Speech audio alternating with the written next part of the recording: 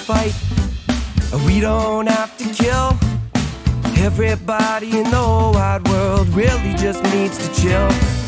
No, we don't have to fuss, no, we don't have to fight. Hello, everyone. Welcome back to another episode of Just Chill with Oliver George. This is episode 74, and my guest this time around is someone who is just full of entrepreneurial spirit. He is a business owner, he is a game designer, and someone I had an absolute blast chatting with. It was interesting going back to doing a Zoom interview after not having done one of those for so many episodes, but he's located in the U.S., and we really didn't have any other options. So you know what? I'm still really thankful that we were able to digitally connect because he was such a cool cat. Before we get into it, though, I want to remind you, if you're watching on YouTube right now and you would prefer an audio-only version for whatever reason, you can get that on Spotify, Apple Podcasts, iHeartRadio, and other places like that. If you're listening to my voice on one of those, though, and you didn't know there was a visual side to this show, then please come check it out here on YouTube and check out the room. If you could subscribe, like, comment, leave a review, any of that on any of these platforms is super helpful. I want to keep growing my audience and reaching new people and connecting with more people. So thank you so much if you've been a part of this journey, whether it's your first episode or you've been here since day one. I really do appreciate you checking out my shit. Finally, if you want to reach out to me, maybe you've got a cool guest idea or some general feedback about the show, you can hit me up at justchillpodcasting@gmail.com. While you're there, let me know if you have any interest in one of these holofoil stickers with our show's logo, and I will mail you one for free. Just give me your address. Back to the guest. Like I said, I had a blast chatting with this man. I'm talking about Mr. Steve Resk. He is CEO of SRG Universe Incorporated, which is a tabletop gaming company. Their flagship game is a wrestling card game called Supershow, which is not only highly rated on Board Game Geek and places like that, but they've also developed a really engaging and supportive community of fans that just love this game and have a blast at all these tournaments. So it's really, really something that I think more games should try to emulate the way that they're running their stuff. Beyond that, they've also signed a lot of professional wrestlers and independent wrestlers with a lot of notoriety on their own that you can now play as in Supershow, which is super rad. But the conversation at large, even if you're not into wrestling, even if you're not into tabletop games, I encourage you to listen to this because Steve's story is so inspiring. He's someone who really chased his dream, really made it happen, and is really calling the shots and running his show the way he wants to, his super show, if you will. So thank you so much for stopping by, and I hope you have as much fun listening to this as I did recording it. Cool. Well, fuck, man. I want to thank you first off just for taking the time. I normally do that no matter what, but with you having a newborn in the house, I mean, it really means a little extra something that you took the time. I appreciate it. My wife is a rock star, so all the thanks to her. Congrats to both of you, of course. Thank you. Thank you very much. I got to say, I don't envy you having 3 teenage daughters in a decade or whatever, but... No, it is 3 girls is, right now it's super fun and I love it. I had another girl and I was so excited. Everybody's like, you just wait. And I've never experienced that yet. So I don't know, but so far so good. Yeah, one day at a time, right? Yeah. Yeah, my daughter's 11 and a half now. So we're sort of getting closer to that territory, but we're not quite there yet. Right on, man. So are you getting sleep though, at least, or you're working it out? A little bit. My middle child wakes up like 3-4 o'clock in the morning, and you could usually get her to go back to sleep with a little bit of effort. So, it's much.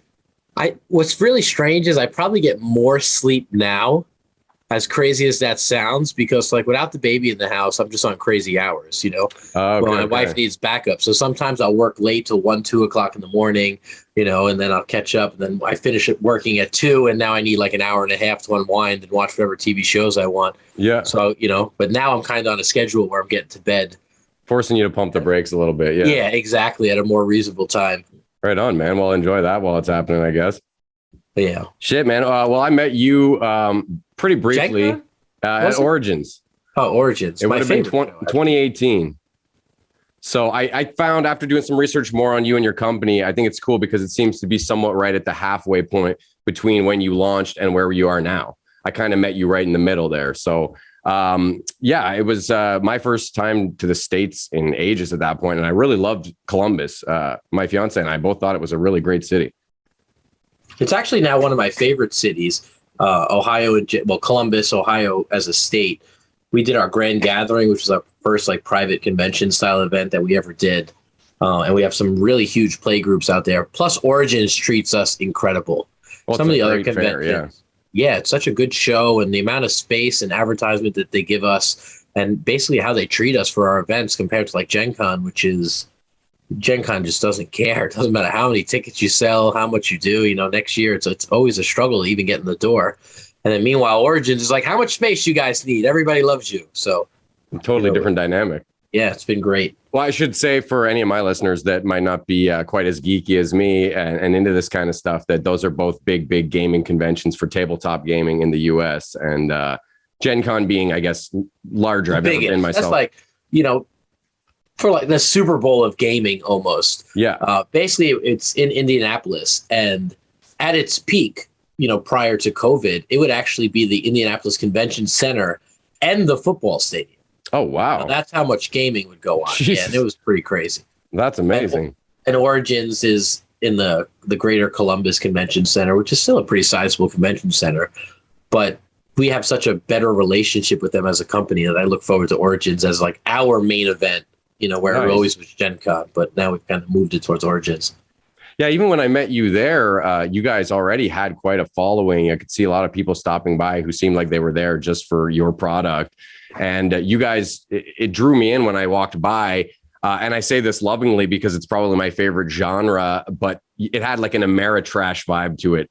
And I love those board games. It just sucked me in instantly. You guys had a lot of varied artwork, all original custom content, which is really cool. And I think you guys, straddled that line between you have the professionalism side, your game works well, you're at a legitimate convention, but it still has this homegrown, like mom and pop feel to it. And I think I picked up on that really quickly, and it sort of just, warmed my heart a little bit. I wanted to learn more right away. Our fan base loves that, and we're really proud of our fan base and our community, but it might shock some people when they come and play, when we're trying to keep that grassroots fun gaming experience where not everything is cutthroat. There's no like ban list listed on the website and 2,500 page rules documents documenting every sort of interaction. Basically, we come in there and we want you to play. We want you to have a good time, play within the rules, and we figure some things out as we go. And that's what makes our gaming experience so much fun, because a lot of people like you're traveling. Some people taking a vacation to go to these conventions, right? Yeah. So to me, the experience and the fun should be what you take away when you go home, more so than the competition. It's great to go to a Magic event and win and place, but a lot of times you see the people, if they don't win in the event, they had a bad time, and that's kind of the opposite of what's going on with these Supershow events that we're throwing. Yeah, man, I wished I could have picked up some more product of yours at the time, because my fiance and I, it was a trip for us. We actually went because I was doing the play-by-play for the HeroClix tournaments for the U.S. Nationals. I got a sweet gig doing that. So it was essentially worked out to be a bit of a free trip, but we didn't have tons of extra money to be burning while we were there. So I did pick up, I think, one or two of the starter packs from you, mainly because my neighbor was a wrestling fanatic. I love tabletop games, but I should, preface by saying I've never been massively into wrestling. I do think that if I hadn't have gone down the comic book route, that I could have ended up like a WWF guy or way more into that, because I really respect fandoms in general. Even if it's not the one I fell into, I love when people are passionate about these fabricated universes, and just really get into it. So I gave it to him. He loved it. He's someone who, is a little lighter on the gaming side, but he thought he got it right away, and he wanted to keep playing it over and over. And I think that's one really cool thing about your game, is it just kind of grabs you and sucks you in, and you don't get caught up in like, oh, wait, I got to check the rule book again, like every 5 seconds. There's many things I want to get into about the game, but that being the best part right off the bat is that it's so approachable. It's so just inviting.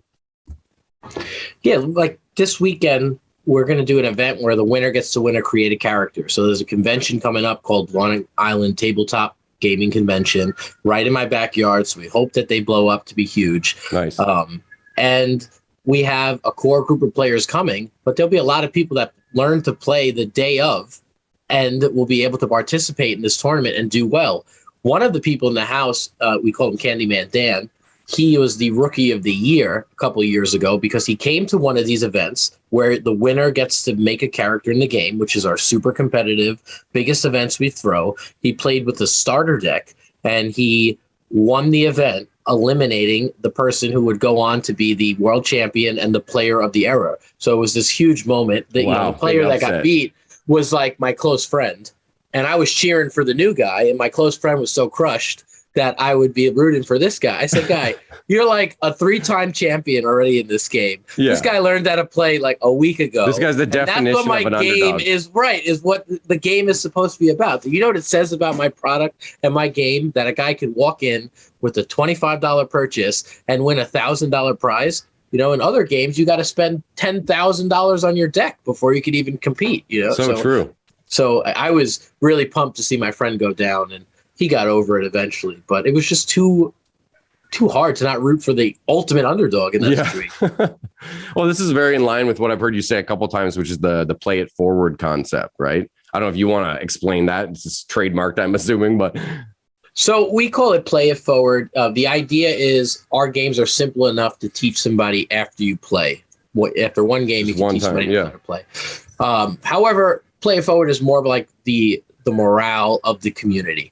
We encourage people to gift things to people. We do a lot of charity events. We've started a thing called Fill the Van, where we raise money. We drop off a van full of toys to Toys for Tots. Oh, that's fantastic.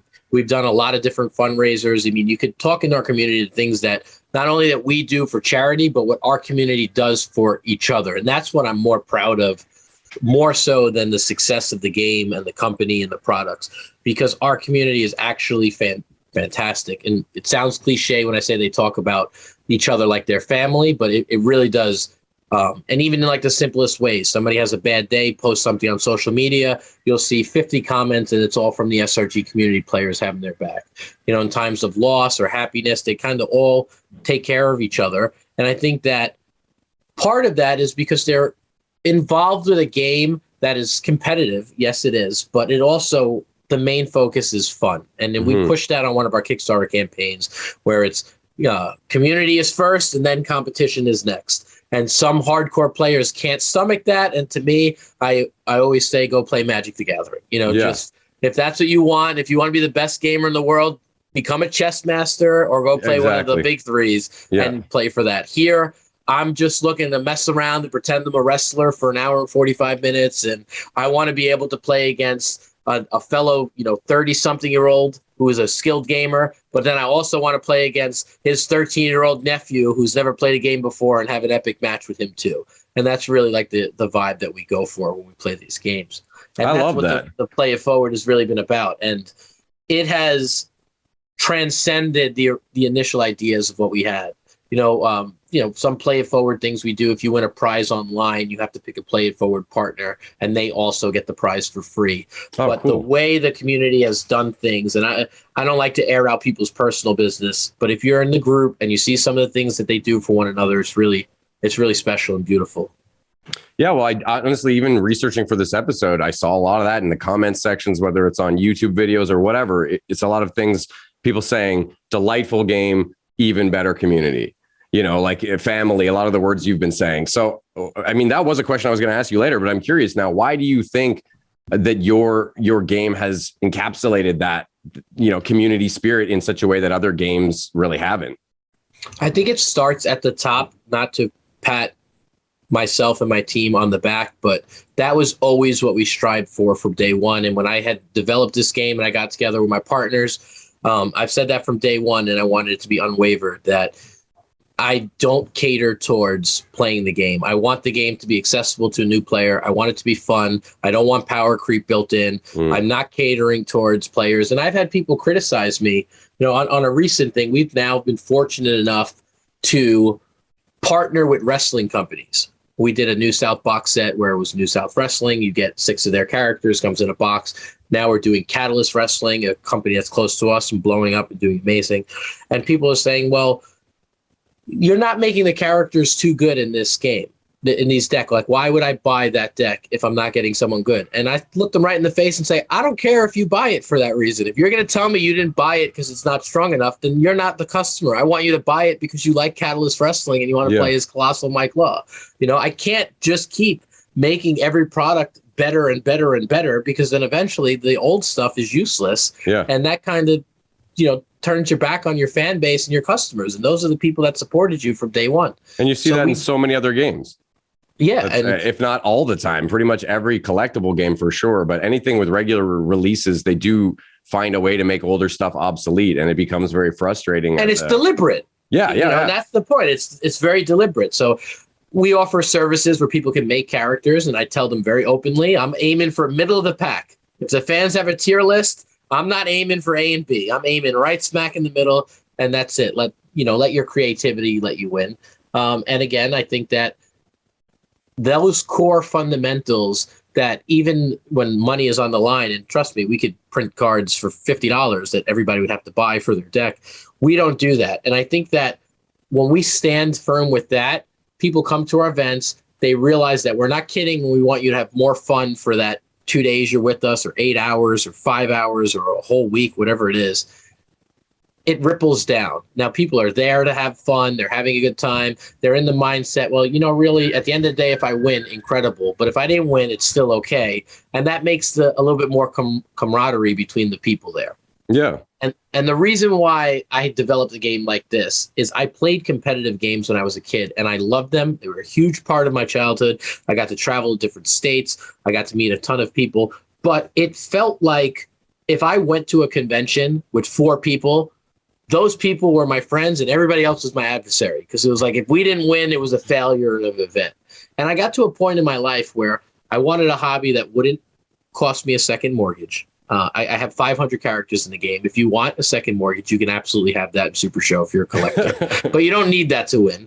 And I wanted something that was enjoyable. You go to other games, and I don't mean to criticize Magic the Gathering because I'm a fan of the game. It's a very good game.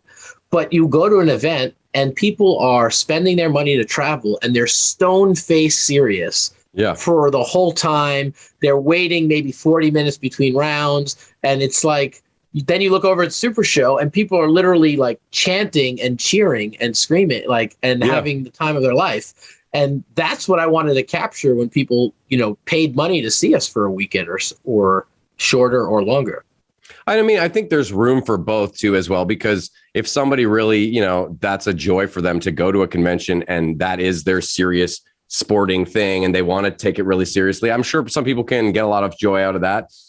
It seems like absolutely. It's like the difference between going to do some event at the Olympics and there's so much on the line, or playing a fun game of dodgeball with your buddies. That's kind of what I'm picking up here, and neither is wrong, but I would definitely be in the dodgeball crew, I think. Yeah, and that's what I think at my stage of the game right now. I'm going for the dodgeball. Don't get me wrong; those dodgeball finals get pretty intense. When it comes down to it, because people still know the rules. But we were just talking about as a whole, and you're absolutely right. Some people love to make it, I always call it like a chess match. And sometimes we have live matches that end up turning into being a chess match, and people are dead silent and watching every move and every dice roll. And that's wonderful too. But I think part of that is fueled by what we were talking about earlier, is you have to have constant rotation of cards and new things coming out, and everything's got to be constantly evolving and changing. So I think it just breeds 2 different atmospheres, which both are very enjoyable. I mean, I participated in a Magic draft at a charity event a couple weeks ago, and I had a blast doing it. And it was definitely nothing like a Supershow event, where we had referees at ringside and people trying to distract you and things like that. But to me, it wasn't the vision that I had for my particular game. But that's cool, man. Yeah, there's room for it all. And that's the best part about gaming, is that there's so much diversity out there when you start to explore. Okay, well, let's go back and I want to hear about like the creation process of the game. You've talked about how you were playing some games as well, but there's still a long stretch between being a gamer and saying, I want to make my own game. It's a huge thing. And something that honestly, even at this stage of my life, is somewhat of a bucket list item for me. Even just one single standalone board game, if I could publish one, it would make me very happy inside. But you've got this franchise that's been going 8 years now. And I just want to know like where the spark really began that make you want to take that plunge and that risk essentially into entrepreneurial, that world. So as a kid, I played a game called WWE Raw Deal, and I was pretty good at it. I loved it. It was a great game. It was created by a guy named Baron Vanger Toth and Mike Foley. And the ongoing joke was always Mike, no relation Foley. He's not related to Mick Foley, the famous wrestler. And they published it through a company called Comic Images, and they had WWE licensing. And I played it as a kid. And as I said, I made a ton of friends from it. And it actually was the beginning of loving card games for me. That was like the first big one that we played. And then through that group of friends, we picked up this game called Tops Attack, right? And it was like $1 a pack in Target and in the local store. And it was a football themed game. There actually is a wrestling one as well, which plays similarly. I might have seen these. I think there's a soccer one too. Is it like a super it's basic? for everything? Yeah, it's like you have 3 colors and 3 numbers. We each put a card down and flip it over, and whoever has the highest number wins. That's it. So like it's a cool concept of a game, but it has nothing to do with football. So anyway, we bought these packs for $1, and I was like, this sucks. Like this has nothing to do with football, even for $1. So I took the game that they had and I added rules to it. Like I didn't change any of the cards. So basically, cards on the bottom had like a rarity value, 3, 4, or 5. So I was like, okay, well, the 5 ones are better. So let's make a salary cap for football, right? So you could only play with, it might have been 40 stars in your deck.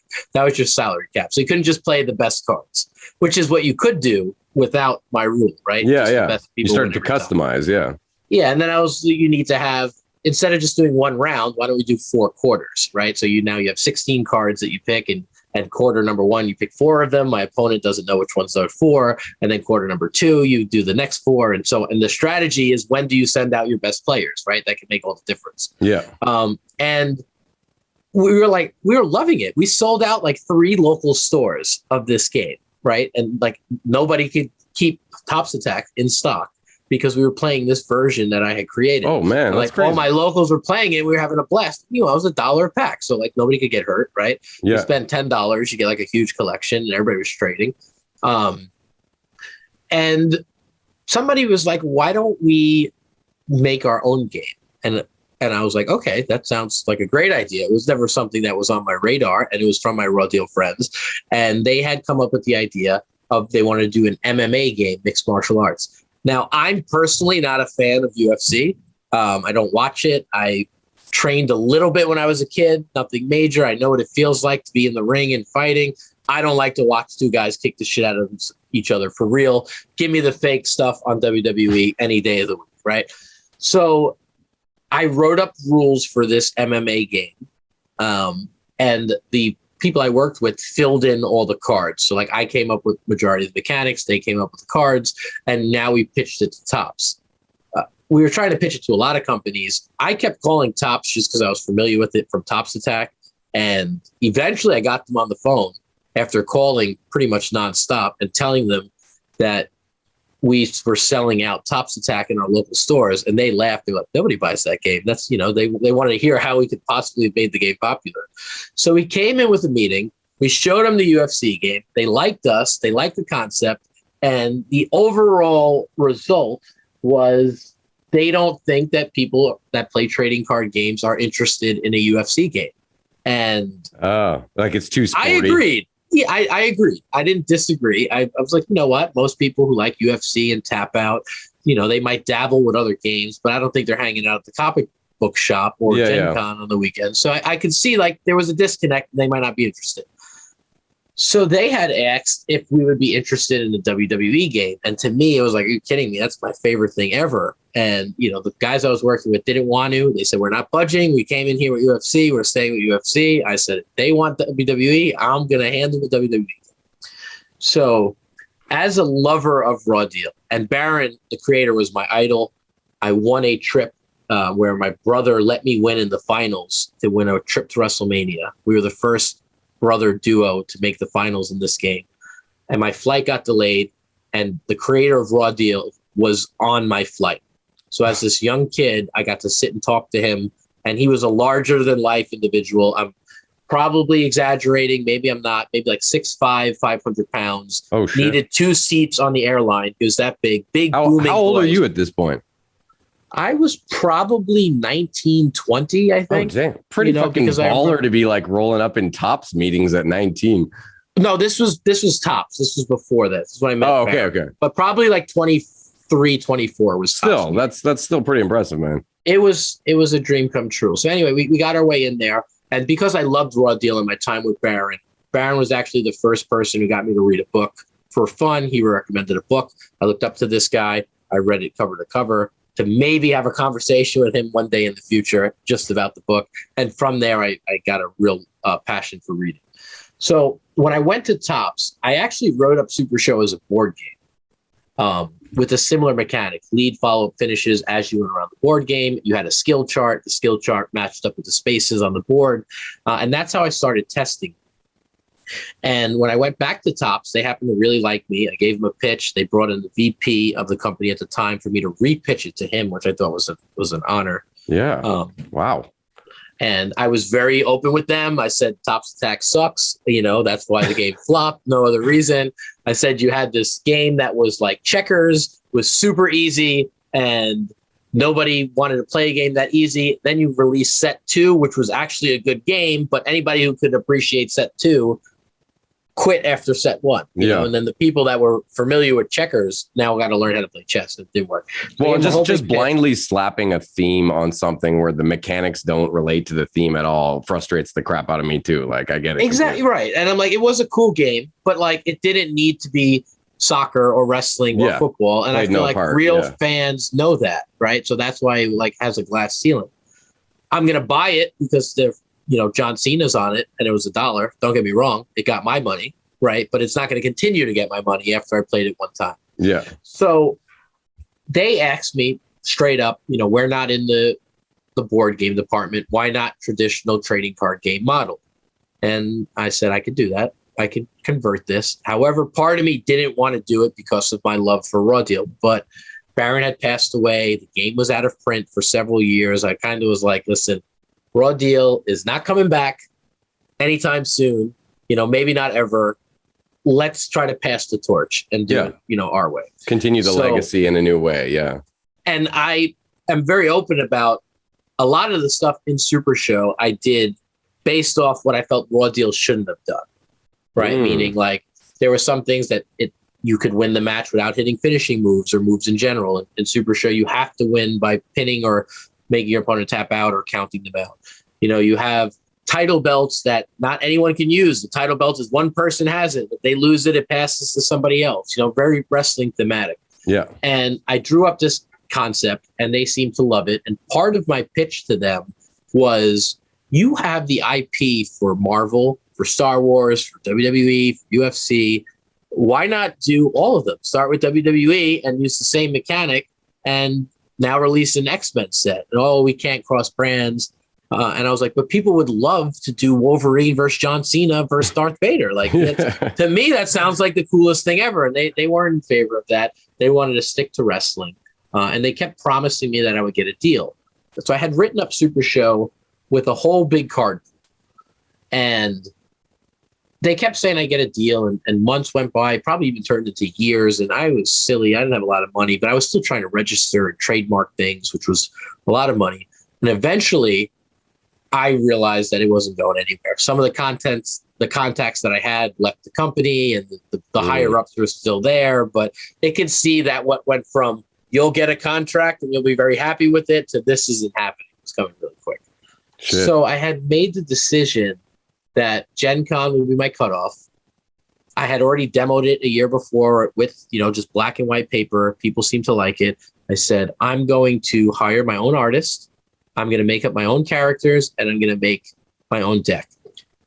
But I had a card pool at this point because it was very heavily trading card game. So when I was designing it, I thought to myself, well, I'm very good at card games. Why don't I just pick what I think would be the best overall deck for anybody that you can insert? And that's just the game. Like right there, cut out all the other stuff for now. Like all those cards are good, but like this is what I think are the 30 best cards, no matter who you're playing with. And this is the box set game. And you don't have to buy packs. You don't have to do all the dances to get all the good cards. I'm going to give them to you right in the box. It's going to save me money because I only have to print the stuff that is usable right off the bat, not like the coaster style cards, as people call them. And I put it all in the box, and I had all the cards numbered. And then I realized that I could use the numbers for slotting on the card. Yeah, this is ingenious, man. Like this is something you're hitting so many things I wanted to talk about here, but that one I'm going to stop you because I think that is so cool. And I wanted to know if that was something that was inspired by another game or if that was just pure innovation on your part, because it was just literally like I had numbered the cards because I had decided these are going to be the cards at first. I had numbered them once it was physically there in front of me. I was like, you know what if, because like one of the first schools of thought that I wanted to do for like a WWE version, if you had access to the photo log, was that if you bought a John Cena deck, right, you would get cards number 1 through 30, which are the same as the Randy Orton deck, except the pictures are different and the moves could be cool, right? So like if I threw a punch card, it'd be John Cena throwing a punch, right? So like I thought that would be really cool thematically if you could have the same game, but depending on who you were using, it would look different. Yeah. You would actually get to use their cards. So like that was part of the reason the cards were numbered, so I could keep all the slots in line and change the names of the pictures. But once I had them on paper, I realized that, you know, what if you had to always play with 1 through 30? Then you could have cards that do different things, and it wouldn't change the power level of the game because we could decide the power level of a card based on the number, and then you have to interchange them. So, for example, 22 is a really strong number in Supershow. I could put all the strongest cards in slot number 22, but no matter what, no matter how many options there are, you still only get one of those cards. Yeah. Or if you play other games and I print, you know, 30 really good cards, you start with those 30 and now you pick the other 15 that are in your deck. Yeah. And that's what I hated about games, where it was like you look at a tournament with 100 players and 80% of their decks were the same cards. Yeah, the same so strategies. annoying. So being able to put cards in cards numbers was really great because it allowed us to print so many different things without affecting the power levels and the power creep, as it's called, too drastically. Well, and the other side of all this, not only is it a balancing thing, which is great, and you don't have everybody building the same deck, but for people like me, I think it's cool to be able to customize a deck, but I don't like spending tons of time, like 2 hours. My brother's like that. He would love to just spend a whole night building a deck, and that's fun for him. I want to play the game more than I want to build, but I do like having that option to customize. So just being like, okay, yeah, I'm going to switch out this 15 and this 12 for this 15 and 12 right there. I've already made my deck feel different with just 2 cards, and it didn't take me more than, a minute or 2 to decide which ones I wanted to put in there. So just for ease of setup and yeah, people who maybe don't have as much time for deck building, I think it's really like organizing their collection. People keep in number order and just pull out the ones I want. So that actually, it really worked out. So one of the morals of this story for the beginning is that what didn't work out for me really did work out for me down the line. Because if I would have gotten a deal right off the bat, I would have had a trading card game. Maybe it would have been huge with WWE, but it wouldn't have been in the vision that I end up being able to create. So they were strongly against cross promotions of brands. Now with Supershow, not only was I able to cross promote with my own characters, but I work with several different companies. So we have our fantasy characters that we've created, versing guys that are signed to AEW and WWE and New Japan, prior to their big deals. And that's something that would have never, ever been allowed. And not only that, we actually have created content where our card art feature our fans and our players. And that is one of the reasons where Super Show gets so popular, is because people are able to put themselves or their friends or their family as gifts on cards. And now other people are using those cards and they're signing autographs and taking pictures with people, and people are trying to collect all the things. And that's why our community was built so strong based on SRG Universe, not on other brands if we had licensed it out. And all these things that wouldn't have been possible in the early stages ended up being, the best thing for us to happen. Yeah, you have total creative control over everything. And yeah. And we really stand firm in our beliefs. For people, sometimes people pay for characters and they get mad if I tell them no. I'm like, you paid the same amount as somebody else. Like, I'm not selling the best abilities to the highest bidders and stuff. At the end of the day, that's not what drives my game. My game is driven by people that enjoy the company, they enjoy the product, and when people do those sort of things, they're happy to spend their money on your things. Well, and I think the community that you guys do the whole, for lack of a better term, like the soap opera vibe of wrestling. I've seen, people doing shit talking posts about this upcoming championship or whatever. There's really just that fun competitive spirit. Yeah, and it transcends sometimes what they call wrestling is like kayfabe, what's real and what's not. Just to put some people on blast for what was about a week ago. We have a title belt called the Intergalactic title. We have a lot of fun with it. It was the inspiration for our Kickstarter, where the Intergalactic title, if you lose, your soul has been absorbed by it. That character is no longer playable. And now it's a real belt that we pass around. Oh, crazy. So there was a 6-man birdcage match on our live stream where 6 people were competing for this title for real. And the winner would be the new intergalactic champion. The champion was in it. After about an hour and a half of play, it came down to 2 people. One guy won. His name is Splits. He defeated a Hall of Famer in our game to be the new intergalactic champion, right? And then a video package hit where another competitor in the game had a video package. It said KO on the screen, and the guy was laid out, and he said new champion. He just basically left with the belt himself, right? And like the internet in our community was flipping out that this was crazy, and like nobody was in on it. And like I'm enjoying this from home the next day, watching it all unfold, watching it like the guy was unconscious after a video package. Like obviously the people involved knew what was going on when they went into it. Like they played the match legitimately, but they had a different outcome that they had all discussed, over the next 2 months. This is how we're going to play out the storyline of the soap opera in this. Yeah. And like people were so legitimately upset by this, and everybody's calling me to get my opinion. I'm like, listen, that's what the game is about. Like these people got together, they made a storyline, they got dozens and hundreds of people arguing over it on the internet. Nobody knows what's real or fake, and that's kind of the point of the wrestling. And at the end of the day, whether you want to admit it, like people were so angry with me that I was saying that they all were in on it because I was trying to save face for myself because I got fooled. That's how upset people were. And I'm like, or those 7 people tricked you and you just don't want to come to that realization. But to me, like, I love that is possible because of Supershow, as long as it's kept within reason and people don't escalate things to a point where it doesn't need to escalate. But what other, game in general can you do that? And when we say you can live all your wildest wrestling fantasies without ever taking a chair shot, that's the reason why. Like people are actually actively making stables and storylines and belts and these things, and other players of the game are getting emotionally invested in those storylines as well. And I think that that's such an amazing aspect of what we're doing compared to other games where it's just so and so player number 19467 won another tournament. Yeah.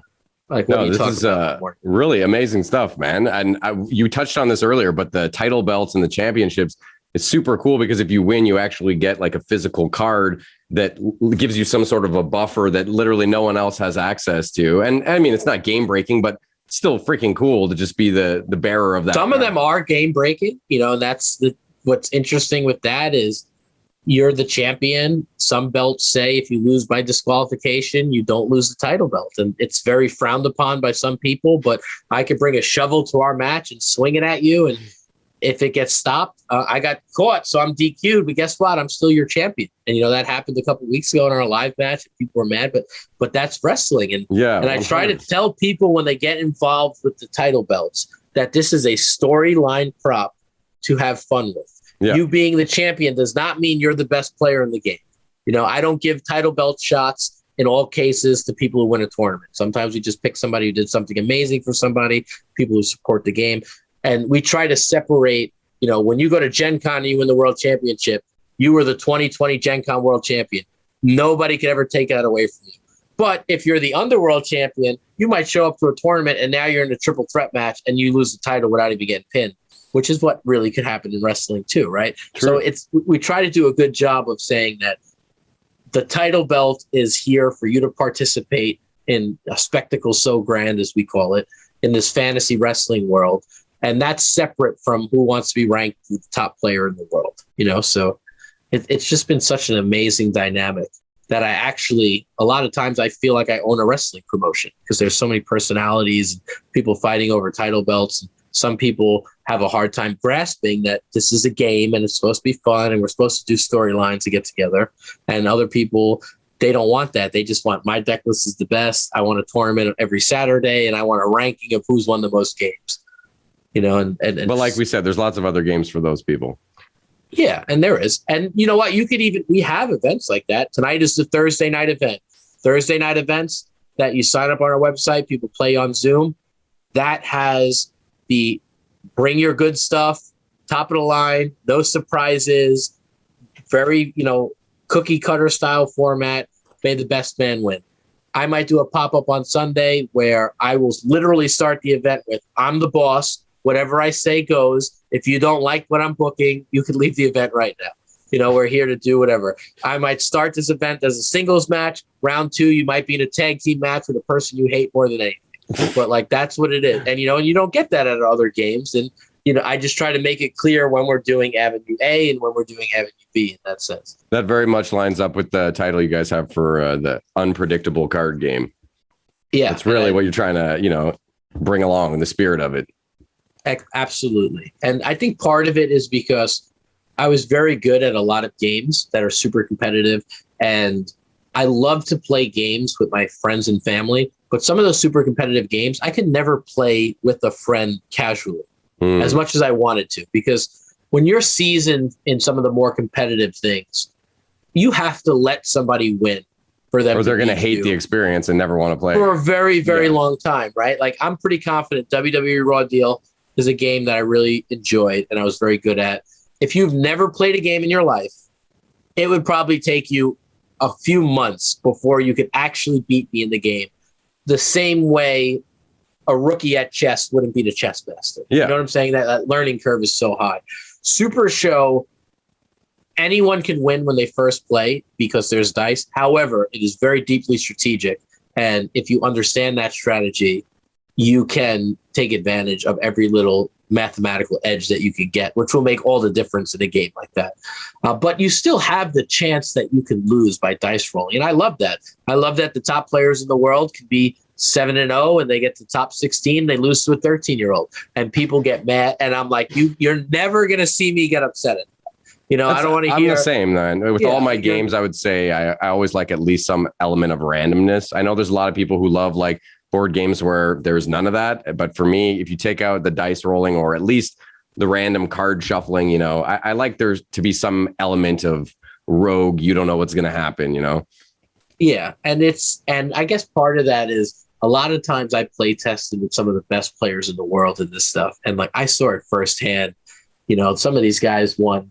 One of the guys who went on to be our Super Show world champion 3 years in a row, he would win some of the tournaments we had 17, 18 weeks in a row. And I'm like, at what point are you tired, man? You haven't lost the game in 15 weeks.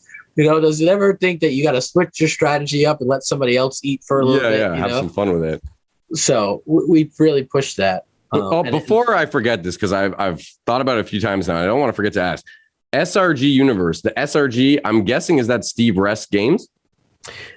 I'm not as ego-driven as many claim. So it is some random guy's universe is what I officially done. Right on. SRG Universe. Cool. As in the early stage, it was Steve Resk Gaming, and I didn't want to just entirely put my name on something because even though I did start it, without the help of so many people and so many fans, it's really, it could have been anybody who did what I did, but it's just the collective effort of so many people. Well, did you co-found it with John Callis? Yeah, John Calais, general manager John Calais on screen, is a very, very good friend of mine. I knew him from Raw Deal. He's a very smart man. He graduated Hofstra, I believe, with great grades. He went on to be a CPA, working for some huge companies. And before he became super successful, I had showed him Supershow, and he was a Raw Deal player, and he was like, "This is incredible." And I was like, "I'm looking for a partner to split everything with me right down the middle." And he, without hesitation, signed the check. We incorporated it as a business, and right on. Probably one of the better things he's ever done in his life. And I'm real grateful for Calais. I give him a ton of shit saying he's always out drinking cocktails while I do all the work or whatever he's doing, making sure we don't go to jail for tax issues and things like that. But there was a game concept in the beginning. I worked with John. John from day one has always been able to kind of let me see my vision and support it. And we've done a lot of things that I think a lot of people would have advised against. But I know John, knowing me personally, had been on board with it. Everything seemed to work out. And now we actually have a third partner, Griff Briggs, who's now our COO. And Griff has kind of been, he was a player of the game, same thing, loved it, got involved as well. He kind of helps us streamline things that we weren't great at, like release dates and printing coordinations. And he's been a great asset too. But it was a whole different dynamic too, because you have Griff, who's very business savvy, as well as John. And you have me, who's kind of little bit more street smart, and I go with the vibe and the feeling of things where I'm just going to do it. I'm not going to look at everything as a math equation, right? Something might cost us a lot of money to do, and it doesn't pan out on paper, but you go to a convention or a show and you lose money, but you made 50 fans. To me, over time, it ends up being a win. So it was a new dynamic where we had two more like very, very numerically book smart people and me, and we all work really well together, which I'm happy to say. Well, it sounds like you have such a unified vision, which really helps, not to go astray from the course, essentially, to keep in the same direction you want to be going and moving. Yeah, and that's something that we always push with Griff too. I'm like, I do a lot of things on the vision and the principle of stuff, and we're not going to deviate from that. Like right now, we've had opportunities where distributors wanted to pick us up and, take over our website, distribute for us. And I've told them there are 20 cards in each number. We hand write our customers' letters. We handle everything hands-on. I'm not trusting my brand with somebody else unless they prove to us that they're going to give our customers the care that they deserve. When you order from my website, that's the only product that you have to worry about. When you order from a distributor, they might be putting their energy into the most popular item. Yeah. And to me, I don't necessarily care if it could be more money in the short term.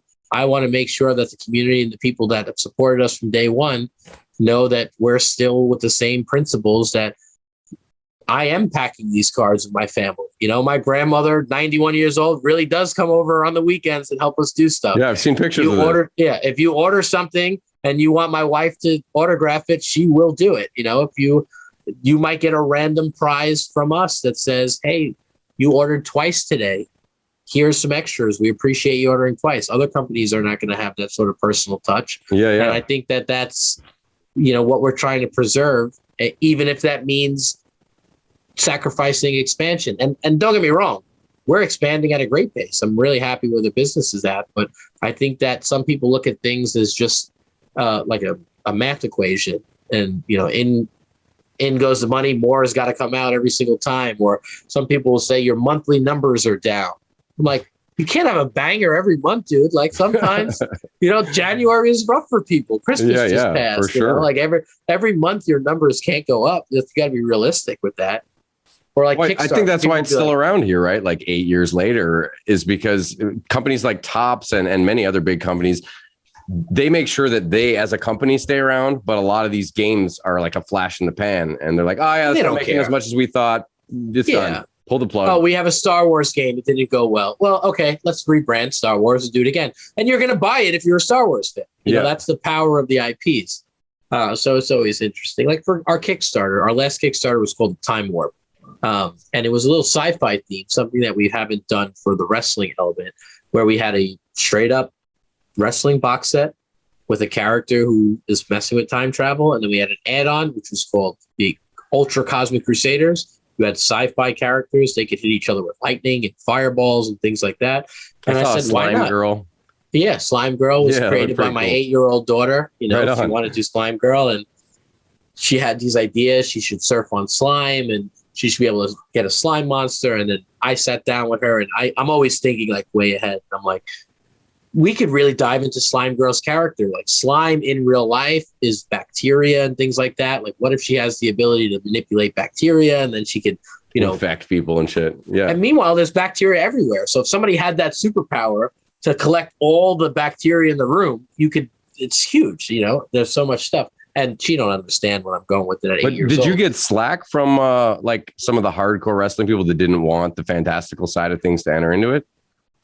Yeah, some people said, I was like, dude, you had 7 years of straight wrestling. Okay, now we're dabbling into other stuff. We did a set called Ikazo, which was the same game mechanic, fully interchangeable, but it was an anime fighter. So it had lasers, guns, supernatural abilities. And I loved that. Again, I love Mortal Kombat, Smash Brothers. Same here. Like all those games I grew up on was amazing. And to me, like, I like the fact that AJ Styles, who's on WWE, can now fight a ninja. Like, that's just... like wrestling is so fake at its core, and so many people it's not. It's like if I walked up to you and punched you in the face, like you would be out cold, or vice versa. Nobody's taking 10 solid punches to the head, especially when they're tanks like this. Yeah, if you could buy into that I could throw you, a 10-foot drop and you land on the floor and be okay. I mean, that actually hurts, but in wrestling they sell it. Then why can't I throw a fireball at you and you'd be okay, right? In the similar aspect. Yeah, exactly. Well, and you guys And have again, such a vast roster of characters that it's very easy. You could easily just collect only the photo real people or only the fantastic ones or whatever. Yeah, and I would tell people, like, if you don't want to throw a fireball with your character, don't put that card in your deck. Exactly. It's like you don't force it. I'm not making anything that's so good where you have to use it. Yeah. And it's just kind of simple, but you do learn over time that people will find things to complain about, and a lot of the people who complain are avid supporters, so I guess their opinion is valid, and some other people just enjoy the ride.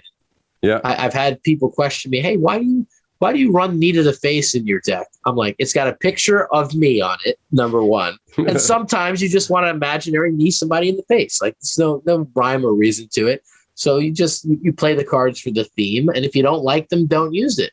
And I just thought, like, that should be pretty digestible for adults.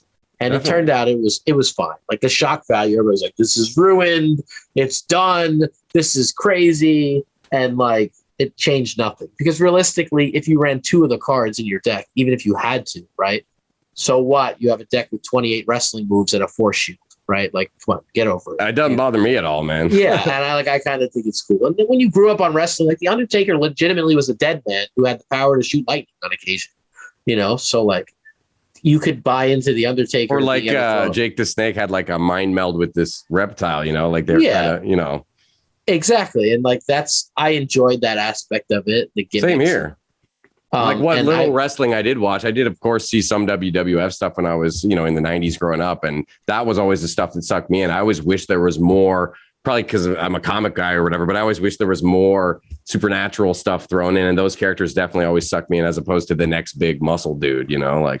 Yeah, like I was making a joke in the early stages when people were talking about this. Like, can you imagine when somebody walked in a room and pitched Mario? Like, I want to have an Italian plumber who like smashes blocks with his head to get coins out of it and throws fireballs and on his hand. And like eats mushrooms to get big, and then has a dinosaur that he rides to protect the princess from another dinosaur. People have been like, get out of my office. Like, what's wrong? But like, that's fun. But leave the weed. Yeah, exactly. Leave whatever drugs you are on to get to that. But that's what my point is, that games are supposed to be a detachment from real life. So it can't be super serious all the time. And like, wrestling at its core is not super serious.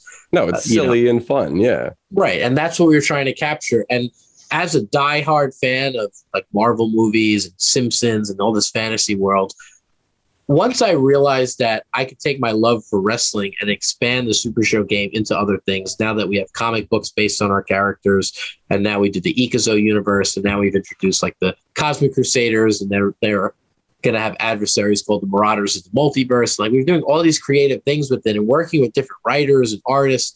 To me, I don't care what anybody says, because I'm having the time of my life. Sometimes I want to work on wrestling. Sometimes I feel like talking about comic books. Sometimes I want to think about a superhero thing, Yeah. I said the Time Warp Kickstarter came and it was a success. Maybe I just watched way too much Loki during COVID. I don't know. But at the end of the day, when we could do our own like time variant style game and pull it off and people buy it and be successful, these are all different dreams come true for me. And that's amazing. I like being able to evolve the game and do different things. And this is all because of, like you said, not getting that Topps deal and not having people try to micromanage what you wanted to do, Yeah, and there was a time and a place where I would have said, no way, this is exclusively wrestling. You want to have somebody who can shoot fire from his hands? That's not happening. But like, as I dealt with more and more people wanted things like that. And I kind of felt like, who am I to judge and say this is the way that it should be only, right? And there are different things when it comes to art style. Like, I think art taught me a big lesson on that. I had some artists where people love, and I'd be like, Nuno's one of the best artists in the world, and some people would criticize it. Then I'd get some cartoon style art, and I'd be like, this is like weird. And people would be like, can I do an alt art and pay for this stuff? And like, oh, I love the 8-bit. I love this. So the image of what was exclusively like real life wrestling style cards, and then doing different art styles where it was 8-bit and cartoon and anime style, the reception was always positive, like overwhelmingly positive. Like, when we put a dragon character as the Dragon Con exclusive promo, people were like, this is ridiculous. You can fight a dragon. but then everybody wanted that dragon promo when it came out, so I'm like, it worked out. And there was a in the early stages, I'd be like, a dragon? Are you kidding me? Get out of here. You're not putting a dragon in this game. And now it's like, wow, dragons are really cool ideas. Like, let's. Well, it's a great way to bring in new people who are fans of different genres and stuff. Maybe that huge anime fan is now going to give your game a chance because they saw that representation there for something they are already interested in. And sometimes you suggest to people that it's wrestling, and I love wrestling. I'll take a bullet for wrestling. I'll defend it to the death. When wrestling is good, it is good. When it is bad, it's cringeworthy. You want to look over at your friends and be like, it's not like this every week, I swear to God. But there were some people, you're pitching a game, wrestling, and people are just like, oh, wrestling, I'm right off the bat. Like they hear wrestling and they don't even want to try it. And we've had so many players that either say, I don't like wrestling and I love your game, or I now love wrestling because of your game. And being able to expand the horizons into like the SRG Universe, which is fantasy, and the Cosmic Crusaders, really lets people show our product and our community to a wider audience. And, in most cases, they fit right in. If you're a big anime, we have players now that are huge Harry Potter fans, and they've seen wizard-themed characters come in, and now they're playing in the wrestling community as well. And nice. And that's really, like, wrestling always had that, right? There always was something for everyone, whether it was your nationality or job or something. They try to hit all those genres. So I think there's, at least for me, I can speak personally, that some of my aversion to wrestling would have been the same aversion I had to sports in general at a young age, because I wasn't particularly good at them. There was a lot of machismo associated with it, like you got to be some dickhead, super uber masculine, tough guy if you want to be into this shit. And now looking back and examining wrestling more, I'm like, no, it's a lot more like a lot of this nerdy shit that I'm into, and other than the physical, I suppose, aspect, but everything else is very theatrical and imaginative. Yeah, some of them are like cheerleaders, theater. Like somebody had a good joke where it was a joke or a tweet where they basically were saying you picture wrestlers as like these meathead, like asshole guys. Most of us were theater kids who wanted to become, performers. Yeah. And that was like a really great aspect of it. And I love that. And I love being that my job has enabled me to talk to wrestlers that I admired from afar on a one-to-one level and show them. And a lot of them are huge nerds on things like that. They play other games, they play video games, they watch movies, they play comic books. And we were able to do a show just like this where, we would call it Call in the Ring. And basically I get wrestlers on to talk about whatever. Hey, what's your favorite video game? Oh, it's Tony Hawk Pro Skater. Let's talk about that for 30 minutes, Let's talk about your favorite comic book, and then we'll get into what your character does. But when you get to know wrestlers on a personal level, most of them get into wrestling because they love the same type of stuff that we're into, right? They're going home and they're looking forward to the new Doctor Strange movie. Yeah, definitely. They're catching up on Loki on Disney Plus the same way. They're interested in all like the new sci-fi stuff. So that was a cool vote of confidence because even the wrestlers thought it was cool to have sci-fi stuff going in there. Because a lot of them actually would say, when I was talking to them, you know how many fantasy characters I've drawn up for WWE 2K or all the online games where they've made fantasy leagues and leagues. They were doing the same thing where their wrestler in real life is grounded in reality, but they still had these, fantasy ideas in their own mind. Oh man, that's so cool. I wanted to actually ask you about when did you start getting recruiting legitimate wrestlers into the fold? Because again, I'm not massively into wrestling, but when I showed the game to my neighbor he recognized a lot of these names like Colt Cabana and Kenny Ortega, or is that his name? No, Kenny Omega. Kenny Omega, yeah. Some. If any of your fans watch this, I'm sure they're going to eat me alive for fucking that up. But he was very, very impressed, and I wanted to know, when did that start to happen? Because that's a big step. So in the early stages, there was a company, and this is where I say everything kind of works out in a crazy way. There was a company called House of Glory, and I stumbled on them because I had gone to Raw, WWE Raw, a while back. The Undertaker popped out of a casket with Brock Lesnar. If that dates it for anyone, I don't remember what date it was. I spent a ton of money, and I went to the show, and it was okay. But then I went to an indie show where Drew McIntyre was one of my favorite WWE wrestlers, because when I got to meet him, he was doing a meet and greet, and the time expired, and he stayed behind to sign the autographs for everybody that was there still. And majority of the other people didn't. They went home. Yeah, that's and it got to the point where security was like, come on, Drew, you had to go. Like clear as day, they took him away. So when I heard that he was on the indies, I was like, I have to go see this guy. So for $20, I sat front row at this indie show after going to a WWE show. And I went with my cousin, and I'll never forget, Drew McIntyre was Drew Galloway. He was in the main event. He threw Roderick Strong in my cousin's lap, told him to hold him. So now my cousin, who's never been to an indie show, is holding this guy, and Drew McIntyre is slapping the shit out of him, like in his chest. And it was all on video, and it was just such an incredible experience that I just loved independent wrestling. And when I was there, I had networked with a guy, Brian Excel, who owns House of Glory Wrestling. And he gave me a flyer, told me to come to his show. There was a boxing gym with maybe like 30 people in it now. And I developed a very good friendship with Brian Excel. I credit him to a lot of our success because I told him my idea, and he gave me access to Ricochet, who's now signed to WWE. His business partner was the Amazing Red, who's an absolute legend in the industry. And I did cards for two of his up-and-coming students, Ken Broadway and Smiley. Both are doing very well in the indie scene right now. So he made them where Red was a big deal. Ricochet was this up-and-comer. People didn't really know about him. He's a huge star now. And those were the guys that were first in our game, just based on this relationship with House of Glory.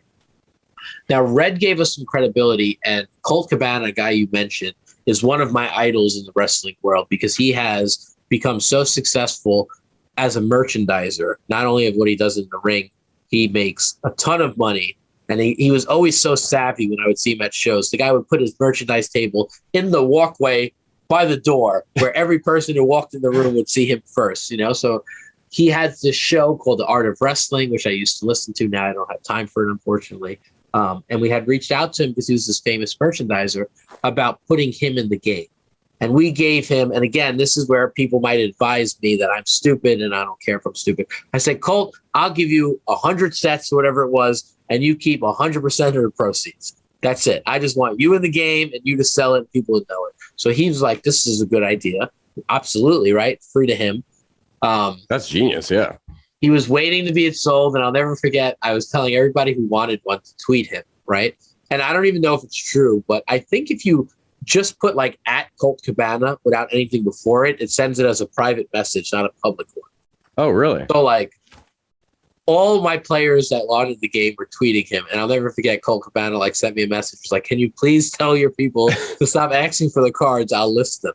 And he did really well with it. And then he was like, you know who would really be into this? The Young Bucks. And the Young Bucks are like huge. They went on to be the co-founders of AEW, which is one of like the second biggest wrestling company in the world next to WWE possibly. So I'm sitting there like, it was Kenny Omega first. He said Kenny Omega would love this. Can I show this to him? And I was like, absolutely. Like, Kenny Omega's a rock star. And then like Kenny was like, the Young Bucks would be into it. So like 3 of the first 10 people we signed were Colt Cabana, and then he put us into the Young Bucks collectively as a tag team, Kenny Omega. So those were actually like some of the earliest people we worked with, and still to this day, some of the biggest names we've ever worked with. Once we had them, it was a little bit more easy because like other up and coming indie guys were like, oh, the Bucks and Kenny are doing this. Like now you have my attention to do it as well. So like gradually it came on, and it really changed because in the beginning it was like guys I know, we work out a loose agreement, to now like contracts and working with different companies and merchandising and it being like a revenue stream for independent wrestlers as well. The same way them selling T-shirts, helps them out. Yeah, now they can sell Supershow cards. So it really just, it started off with a high bar, and I'm proud to have worked with companies like New Japan and Hall of Famers like Rob Van Dam and develop, good relationship with a lot of these guys. But just going to see Drew McIntyre because he did the right thing in an autograph signing, linked up with Brian Excel. Brian Excel now is killing it. When I tell you they run out of the New York City arena, they had 500 to 1,000 people at the show, and I'll never forget walking into a boxing gym and Ricochet strolling through a curtain from the back with his little title to go against Smiley. It's incredible how it just snowballs into now. I have independent wrestlers on wait list. People like, hey, can I get in the game and sign up? Man. It's like, It's like we have, 30 people ready to come out over the next year. We're working with companies. So to think of that is an absolute dream come true where, wrestlers are sending me resume and criteria. How could I get signed up for this? And now, at some point I would have worked with everyone. Now it's like, you might not even be big enough to work with. And I don't mean that offensively. Like if I'm backlisted with 15 indie guys coming out the next couple of releases, I might have to charge you to put you in the game as opposed to doing it as a service. So it's you got to awesome prioritize. from a business. Sense. Yeah, it's awesome from my standpoint, but it's almost surreal to me that, How we far were begging. You come here. We were begging to get people to sign up. Like, hey, this is legit. It's cool. And now people actually recognize us and want to work with us. That's so cool that you got such big names at the beginning that you're still feeling like that ripple effect from it, Oh, absolutely. And again, I will always give Brian the credit. I am not a totally religious person. I do believe that, I wouldn't say I'm atheist, but Brian is very Christian. And sometimes when I see what he's accomplished and what he's done for me, I definitely makes me believe in a higher power of, him just doing the right thing. And he says, this is all in the name of Christ and what he built.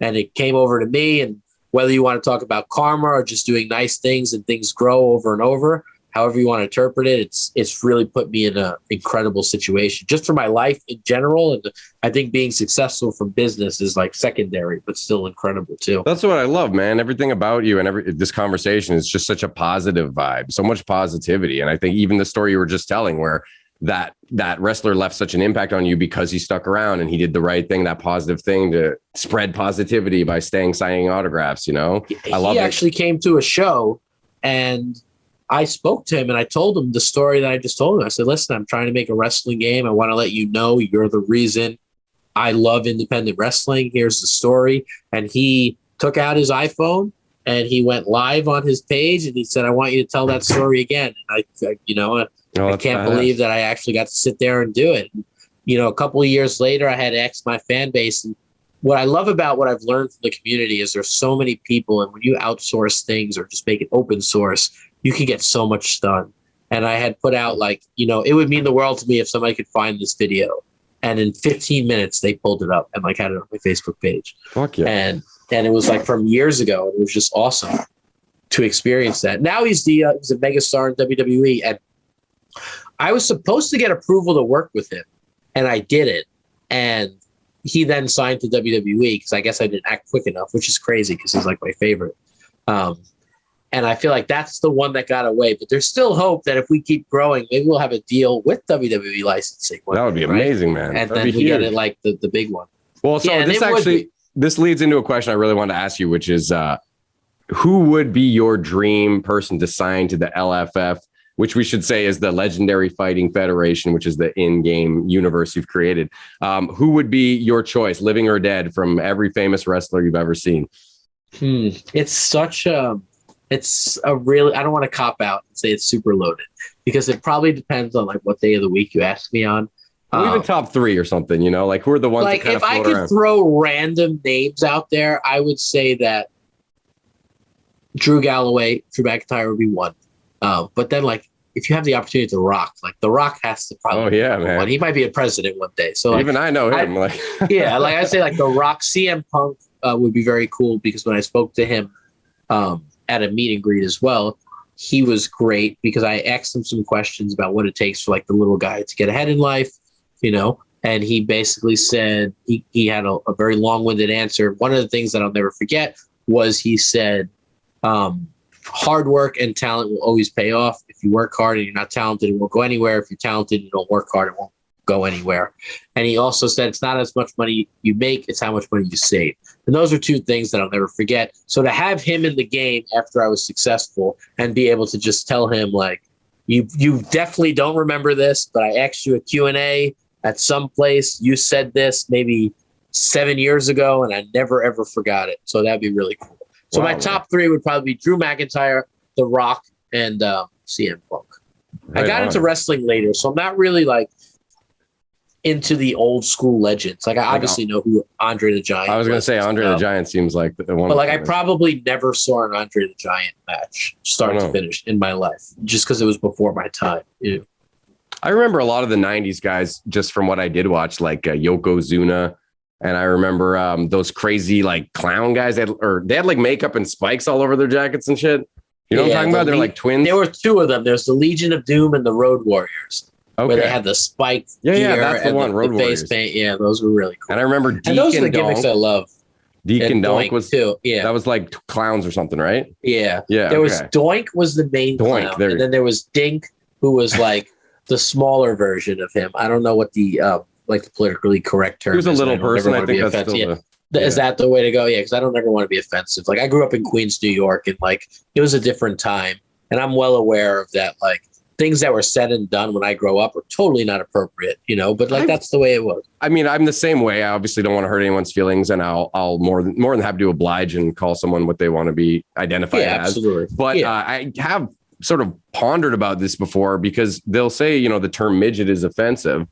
And yet you still have like midget sports, like a midget hockey. That's like a classification. Yeah. And that was the exact term that I had used one time, like in comic book writing. And like in the writing meeting, people were like, whoa, whoa, whoa. And I was like, listen, I am not that type of person, you know, like, well, I never try to hurt somebody's feelings on an insult or something like that. I respect everybody's values, whatever they want. But like, that's what I grew up with, you know, and I feel like the generation of people I grew around before, I'm like, I don't even want you talking to my kids because you don't even realize like how damaging people are, you know? Well, yeah, being not part of that community, I have always wondered, like, because little person to me sounds almost like more offensive. It sounds diminishing to be like, oh, you're just a little person. You're not a full person. You know what I mean?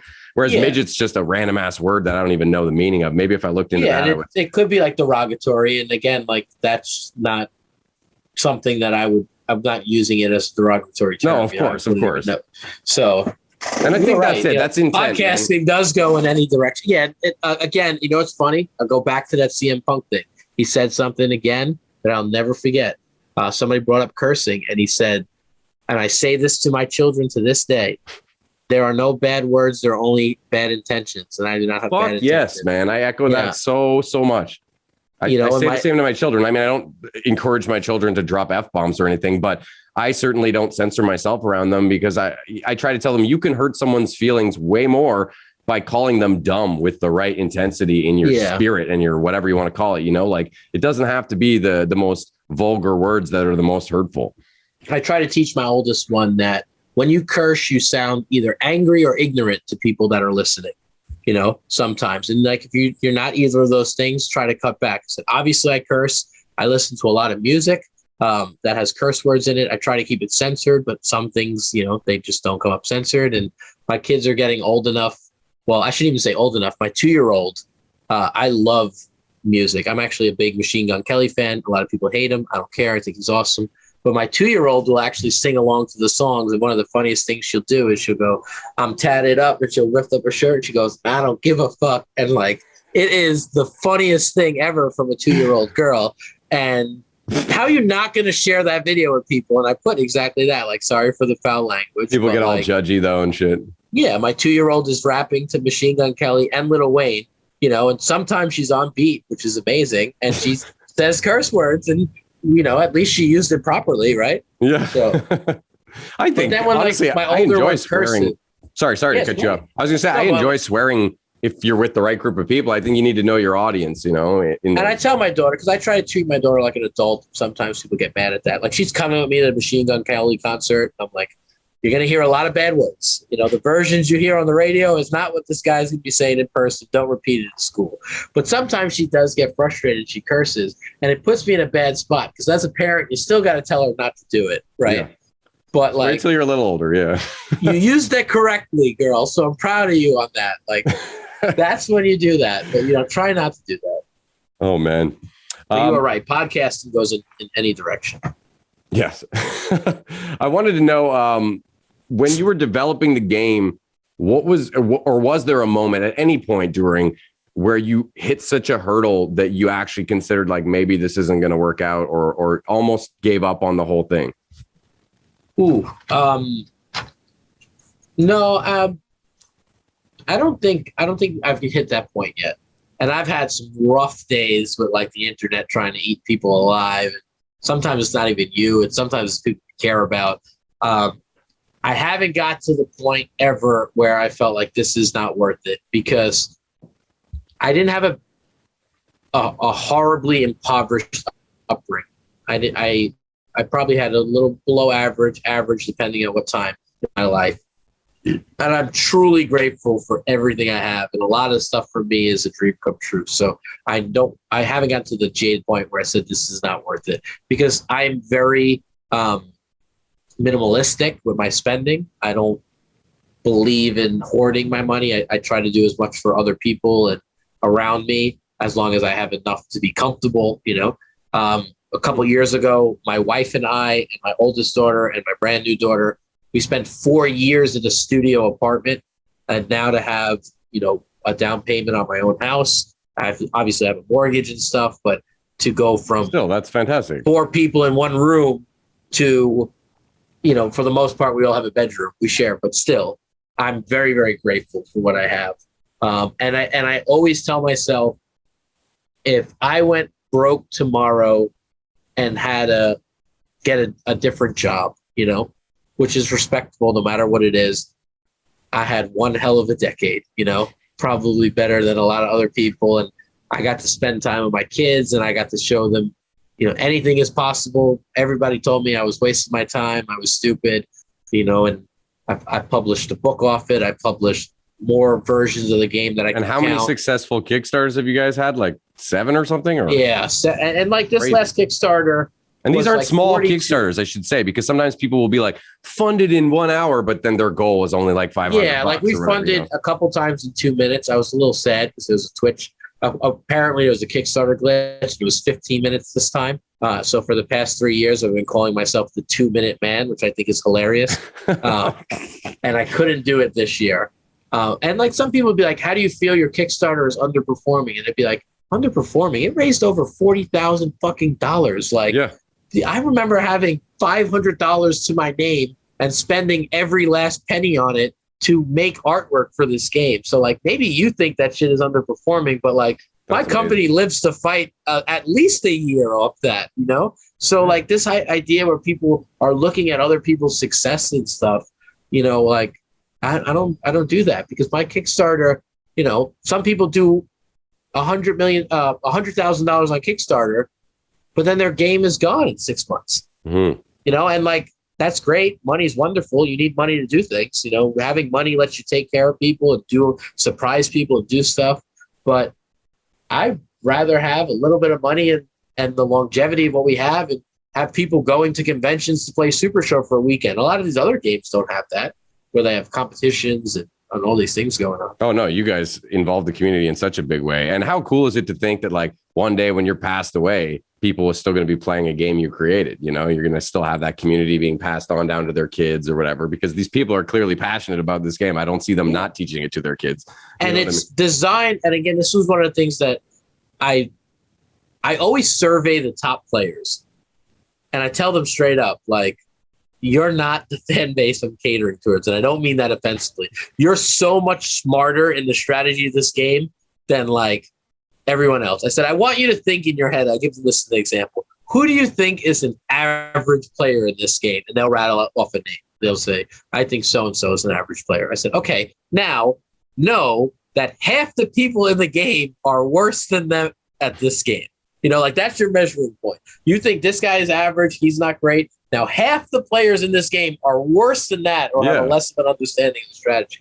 So like the super top players are not my main target audience. Like we always do things that they can pick up on. That's good. But by not catering to them, I'm protecting the longevity of the game. Yes. Because it's not super complicated for a new player to come in. And that's what keeps the game alive.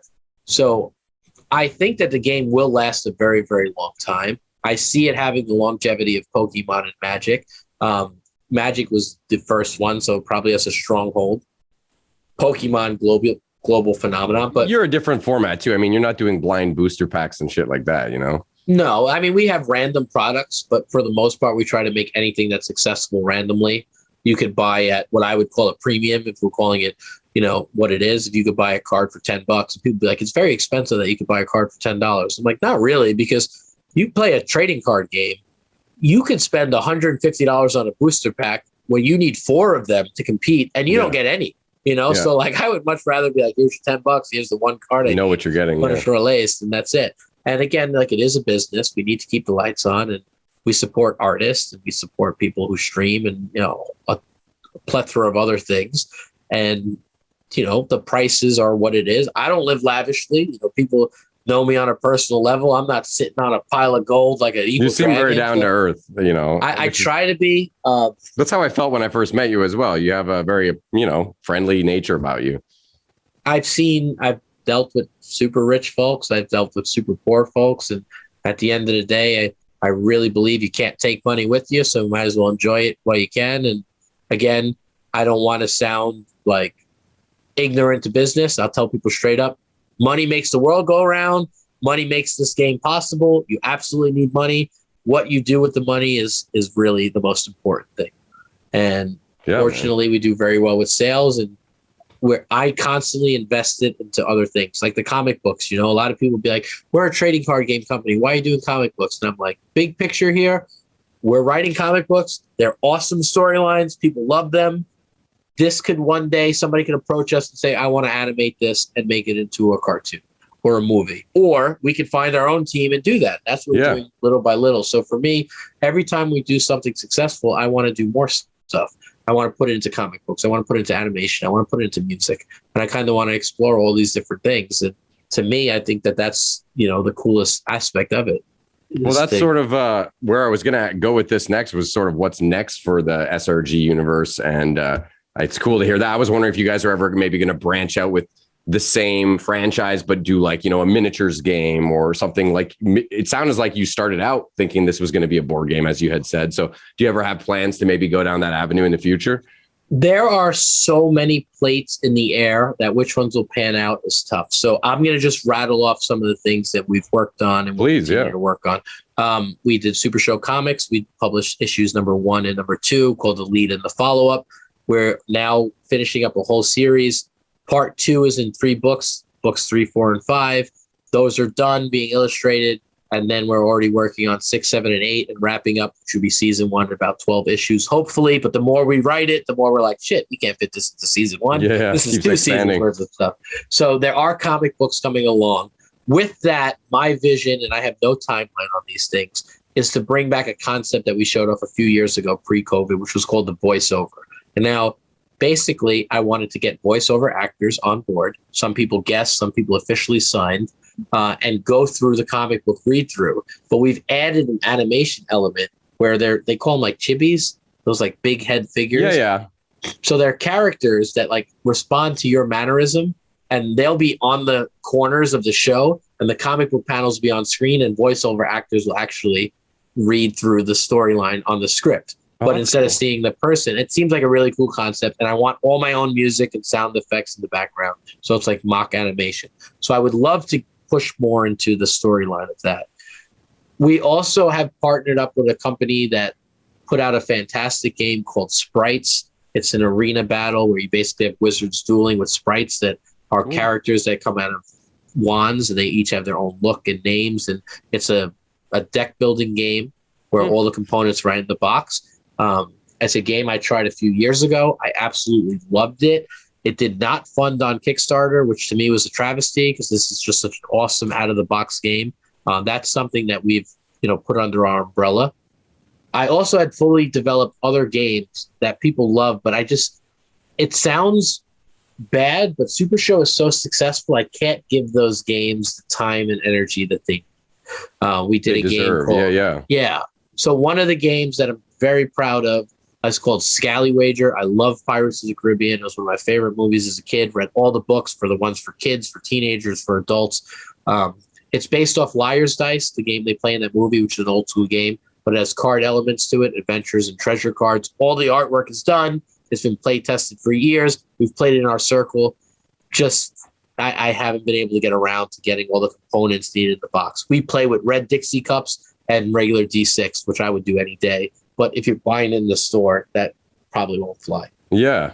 Still, man, that's super inspiring because I've got like a few game ideas that have been floating around in my head for years, but I feel like you must really need that team aspect to work off of each other's ideas and keep it going. Cause I feel like I never know how to get the ball rolling, but I've got so many little You got to ideas. just do stuff. Pen and paper, as simple as it sounds. Get out a pen and piece of paper, put it down, cut some stuff out, and go for it.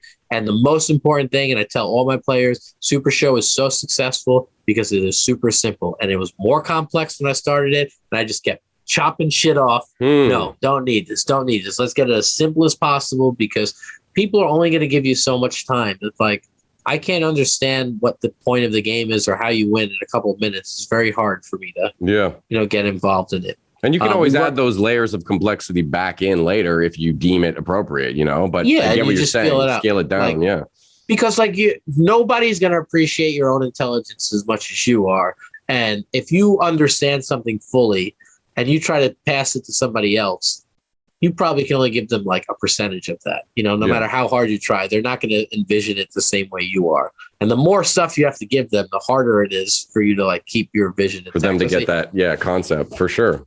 Simplicity is key. We worked on a game called Southside. If you want to talk about early things that have really shaped who I am today, there was a gentleman by the name of Tahim Bryant who I met in a bar. I met a friend of his in a bar on a random thing. I'm not a bar goer. And he was selling like leather coats or belts or something. And I just started talking about how like I wanted to make a game. And this is where I was starting off. So he introduced me to this guy, Tahim, who was producing a TV show he was trying to produce called Southside, which is based on 1988 crack epidemics in Southside Jamaica, Queens, which is right where I grew up. I met him. I interviewed him. He told me all about his vision, and we developed a board game on it. It was similar to like a Settlers of Catan style, where you can rent crack houses, stash houses, barber shops, and you get property and you move around the board and you trade literally guns, drugs, money, and jewels to become the king of Southside. But there were rules based on the reality of the situation, which was what his goal was to do something that was historically accurate, to show you that people in that time were doing illegal things because that was at a necessity, but they still had rules and guidelines that they followed, like no violence in the school areas. And do things like that in the game. And it was based on all the characters he created. Now, he actually produced a movie called Equal Standard, which did very well, was very acclaimed, was in Walmart that you could go and buy. It was produced with like Ice-T. So he had always thought Southside would make Equal Standards popular, but Equal Standard was a finished movie that he did with Ice-T and Naughty by Nature and a lot of big names in hip hop. And the movie was very good. It was very appropriate for the times of what was going on in the US. And he started getting pretty popular. And he passed away very recently. There was somebody the details are unclear, but somebody came and shot him in his car. Oh, sure. And he was a very peaceful guy, very loving guy.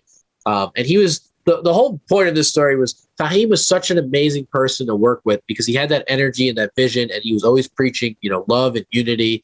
And he was the first person to say, "You want to be a game designer?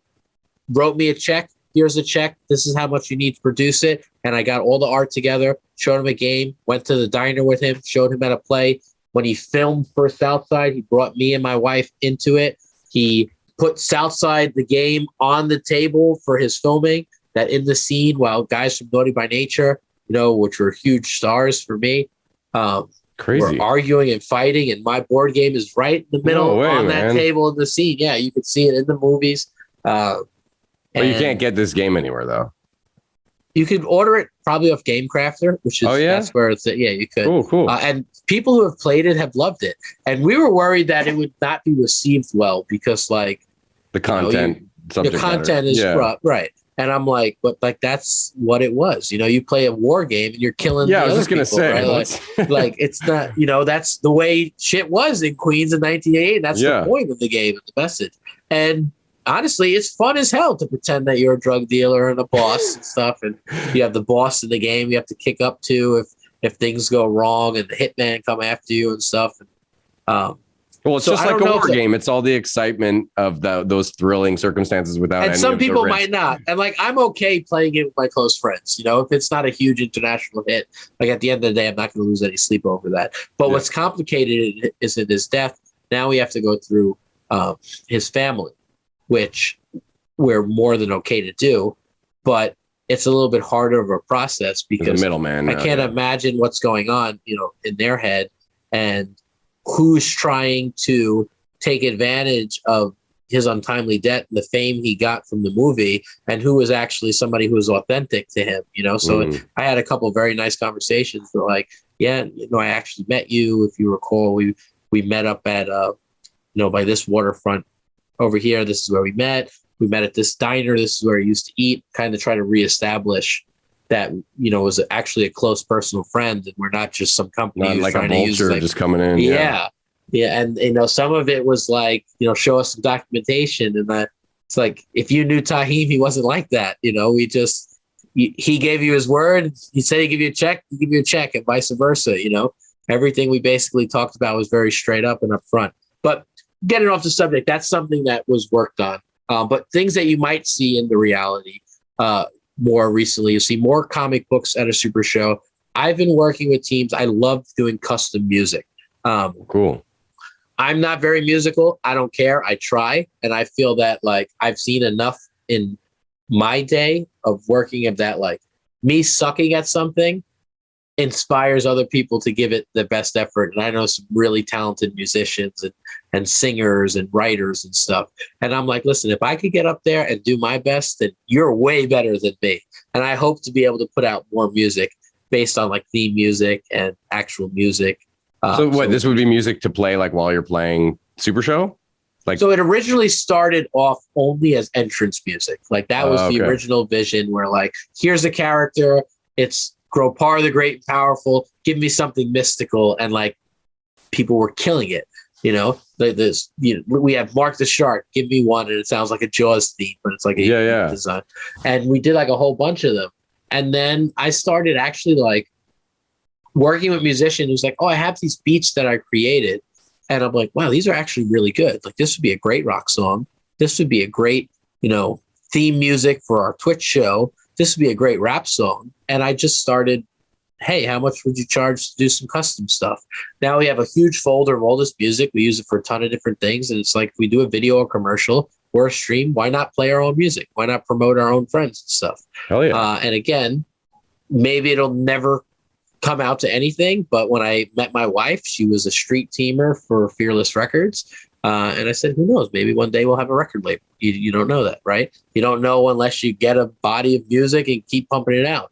But I've met so many people that are incredible. And for example, I got a couple guys together and we did custom music that was used for Ken Broadway, who was one of the first competitors. And now this guy is an incredible independent wrestler. His music hits. The whole crowd sings along with it.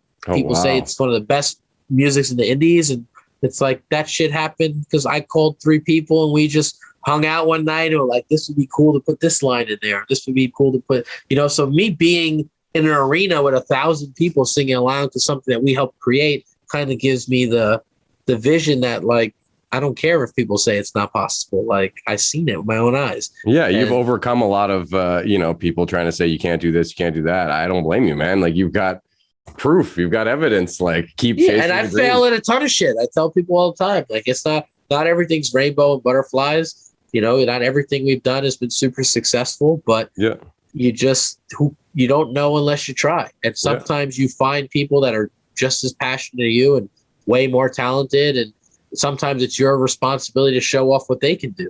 You know, me, I found cool artists and I showed everybody. I can't draw for shit, but I love art. And being able to show other people's talents off has built me a company.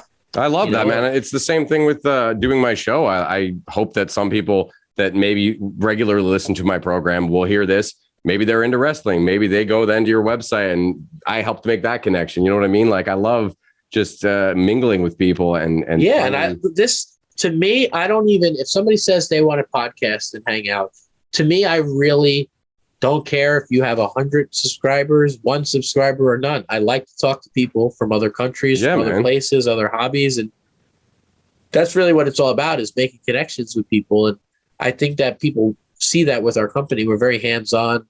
We try to know people a little bit more personally. That if I say, "Hey, how you doing, Oliver?" We hung out and spoke, and I'm sure that nothing negative can come from this unless it's a dirt sheet where you try to make me look like an asshole, which is probably easy to do. But it's probably easy to do.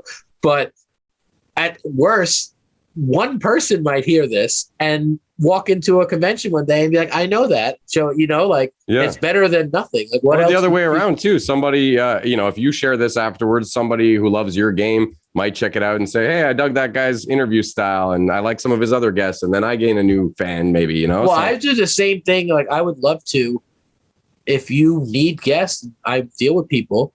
Sometimes they're wrestlers, sometimes they're artists. Hey, Oliver George does the Just Chill podcast. Do you want to do a podcast? Yeah, man. Information. Definitely. If you got some interesting people you want to throw my way, I'm always down. Yeah. I share. I'll put it up too. When I put up the interview, if you're interested in chatting with Oliver, here you can do. Awesome, man. I wanted to actually ask you, because I am in Canada. I'm up in Ottawa. Do you guys have a presence up here with this game, or is it still making its way? Canada has been a tough nut to crack. We do have players. We do ship to Canada. We've had some stores pick us up, but as a Queens, New Yorker, for me, it's like it's New York and then like everything else. So I don't want to sound ignorant and talk about like places in Canada when it's like, for me, it's Canada. I don't know what's close to it. I don't want to recommend the store and it's on like the other side of the country for you. But it's very sparse. It is there, but it is light compared to what's in the US. For sure, yeah, man. I mean, if you need an ambassador, I'd love to help. Yeah, and anything we could do is great. I know some people have taken us overseas to the UK. We've had some people in New Zealand and stuff. And because wrestling is global, right? Like everybody loves wrestling around the world. Not everyone, but I mean, there are fans. Canada is a big wrestling country. Like some of the biggest stars in history come from Canada. Bret Hart, Chris Jericho, Kevin Owens right now, a huge star right now. So Canada definitely known for wrestling. But if there's anything we could always do, I'm always open to anything, Yeah, man. If it's beneficial to both of us in any way, it's just, I feel like, what do you have to lose at the end of the day? I already thought this game was cool, and I already thought you seemed like a nice dude, but like having this chat with you and learning about just your ethos of your company and everything you try to represent and everything that you do and spreading positivity and community spirit and all that, really, it's taking it to the next level. I just have even more respect for what you're doing here, man. I appreciate it. And the community, I tell them all the time, it helps me in ways that I could never imagine. I mean, we have mental health groups, we have weight loss groups, we have so many different things. And my life is infinitely better than it was before this community was around. I have horrible days. I have bad days. I'm sure I could be grouchy. I could have some days. I could say on more so, much more on the majority. Motivation is usually always there, but I could have some grumpy days. But this community is really what keeps me up and running. And I always tell the fans and the customers and people who support us to be like, I'm sorry to bother you. It's like, it is never a bother if it is related to my job. It is a privilege that some days I have 70 messages that have to do with the game and the community, and I appreciate everyone who has courtesy and says, I don't want to bother you if you're your family or things like that. But it is literally my job to be a public servant to the community. Like I have my vision, but most of the stuff I do all day is just helping people with things that they need figured out. Even if it's something as small as a resolution with their order or a question about a card or a rules question or idea they have. I know that I'm privileged to have people who want to talk to me and want my attention. So I try to keep that motivation going. It's because of what they bring to the table. Your gratitude is palpable. You know what I mean? I can feel it. And I think that's so key. They always say being grateful for the things that are really special to you in your life will really help you learn to live a fuller life, Yeah. Be happy with what you got. It's pretty simple, right?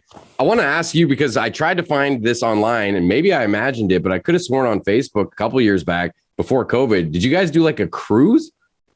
We were on the cruise of Jericho, actually. Okay. Yeah. I'm not crazy. And we sponsored the Jericho cruise. It was the first of its kind. Jericho then went on to partner up with AEW in some capacity. So now it's a much bigger deal than it was, but we were the first one. We did the sponsorship, again, where people would be like, this is a stupid investment for you. And like lost a ton of money on the cruise investment. But like we went on a cruise, we met wrestlers, we were backstage. And for all you know, it probably panned out. There were so many people who were like, oh, I remember I saw this on the cruise. it was incredible experience. There was a lot of great stories that came from it. There were a lot of great deals. There were a lot of horrible deals. Some people had bad taste in it. Some people hated us after the cruise. Some people loved us after the cruise. It was so polarizing. Wow. I don't think anybody really. It was such an incredible experience. Like to talk to Chris Jericho, who was a mega star. Chris Jericho on the cruise. I'll give you a very positive from the cruise. Chris Jericho is one of the nicest, most down-to-earth people I met. Maybe it's fake. My experience, he's been incredible. At meet and greets when I was younger, it was at a Barnes & Noble. He was another wrestler who gave every single person some sort of time and attention. Didn't matter how long the line was.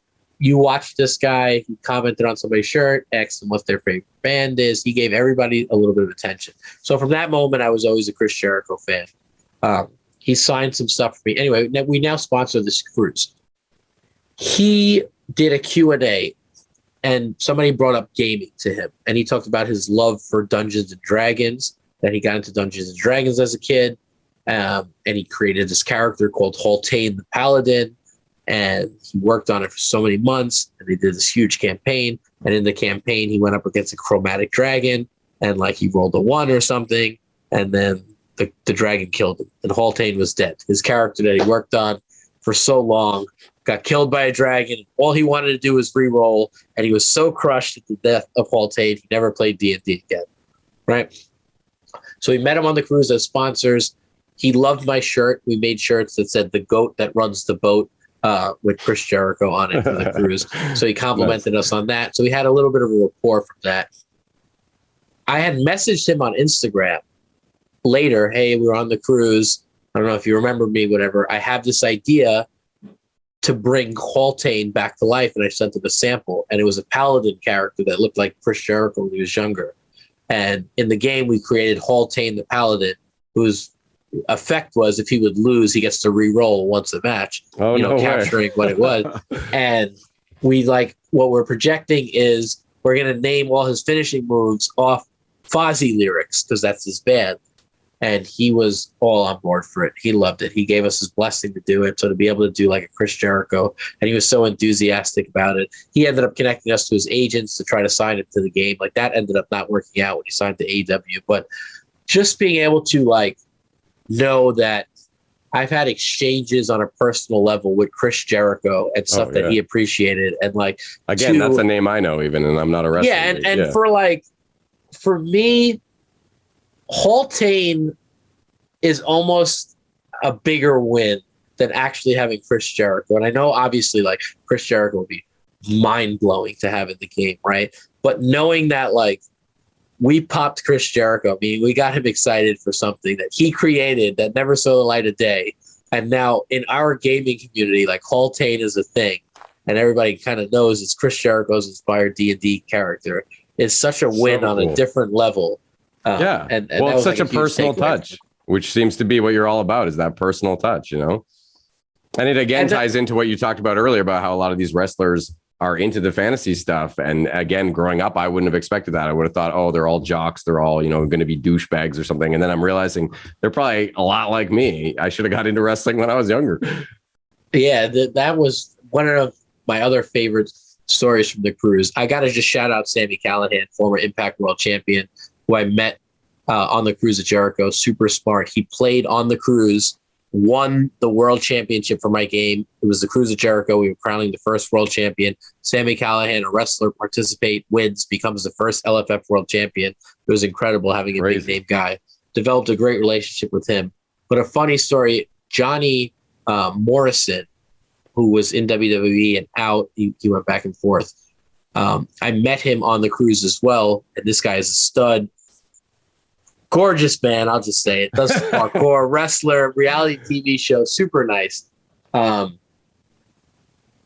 was just next to him at the bar on the cruise, and I don't know how it came up, but I said oh, I love musicals. I'm from New York, we love music. He's like, I love musicals, right? And we were just nerding out on musical. He's like, he watched all the seasons of Glee, which I watched all the seasons of Glee. I don't know if I got wrapped up into it, though it was fantastic. So it was amazing that I'm talking to John Morrison, who calls himself Johnny, whatever promotion he's working for, right? So like Johnny Impact, if he's there. He agreed to be in the game after this conversation as Johnny Supershow, which was like the coolest thing ever. And then they met him on one of the Hawaiian Islands, and he pitched them to film a promo video. And the promo video was he was going to come out. You can go watch it. I'm the mayor of Slamtown. I'm coming to the Super Show with 10s in every category. And then my partner, John, who's the GM, comes and shuts him down. It was like, no, you're going to be a regular character like everybody else, right? And it was like so cool that this megastar was excited to work with us, probably because we talked about musicals for an hour. Yeah. And then filmed a video where he put over my GM as like an authority figure over him. And it was just such a cool, like 20-second video. And like trip, that, man. Yeah. And that to me, like, no matter what happened with the Cruise of Jericho, just having that video was a success, right? Just getting the Haltane. And then where people would say it wasn't worth the investment to spend that money to go on the cruise. I'm like, it absolutely was. Like, I became friends with Sami Callihan. I filmed a video with John Morrison. I did a feature character with Chris Jericho. And I went to the Bahamas for a weekend with my Sounds like a two best friends and my wife. You know, it was like the best thing ever. Damn. So, Shit. Okay. Well, I know you said you got to drive somewhere tonight. I don't want to keep you forever, but I'll ask you the question I've been asking everybody this season, which you sort of touched on almost earlier. But if you weren't doing what you do right now, let's say your decade wrapped up and this thing just, kind of went kaput, what would be sort of your dream occupation? And if you want to tie it into what did you want to be growing up, if they happen to be the same? Oh, this is tough. I wanted to be everything under the sun when I was growing up, including an author, a wrestler, a chef. And I think I've accomplished a lot of those. I've published the comic book, which I'm proud of. I cook every day for my family. But I don't know. I kind of bounced everywhere, every which way. I'm going to give you a very long-winded answer, and I'm sorry, but maybe no, it's okay, man. Please. Fantasy booking. I would love to be a college professor. My dream job is business consulting. I would love to sit and chat with people and help them, jam on ideas and design businesses and work with them. That would be my dream job occupation. Right on. I think it is a reality now with what I do. I actually started a consulting firm called Ivy Rest Consulting, which I started up last year to be able to help other companies in other ways. My, business phrase would be happiness buys money. That's what I want to put down, which I think is a really great mindset to have. Good motto, yeah. Yeah, and that would be my dream job, is to be able to work with people and see them start companies and build their own brands and do things and not do it in a way where you're a total shark. Because I have dealt with people that are investors and everything is just a math equation. I don't ever want it to feel like that. But, there's just been so many different occupations that I wanted, and none of these would have probably been feasible. I mean, as a kid, I spent a ton of time working in restaurants when I was in college.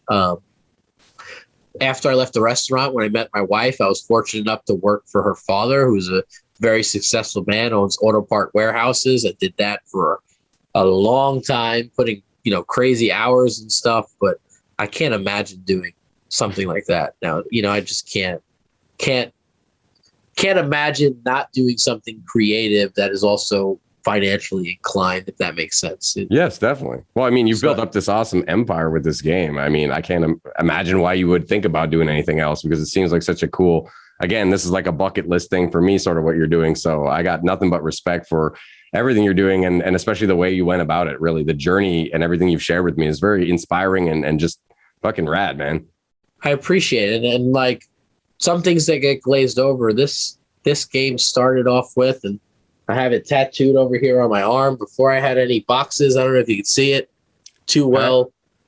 Chinese food containers. So basically, I had no boxes, sold them in Chinese food containers and dice with stickers on it. I remember talking to people and them telling me, "You're an idiot for putting stickers on dice. Why don't you just pay somebody to make the dice for you? How are you spending all the time doing this?" And I'm like, in my head, I'm just like, if I had the money to pay somebody to make dice, like I wouldn't be down here making the dice myself. Isn't that super apparent? But like that sort of journey of just do something as much as you can do. Like, don't let anything, you had mentioned, has there ever been like a hurdle that you thought you couldn't get past? Gen Con one year, we sold hundreds of tickets back-to-back years. We had more tickets sold than I think a game that was giving away thousands of dollars. We were like the number one drawing game.